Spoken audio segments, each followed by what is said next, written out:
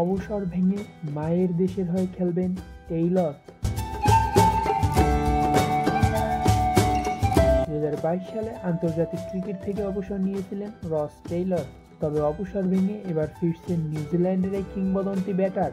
তবে এবার ভিন্ন পরিচয়ে, নিউজিল্যান্ড নয় সামোয়ার হয়ে 2026 টি-20 বিশ্বকাপের এশিয়া, পূর্ব এশিয়া, প্যাসিফিক অঞ্চলের বাছাই পর্বে খেলবেন তিনি, যা অক্টোবরে ওমানে অনুষ্ঠিত হবে।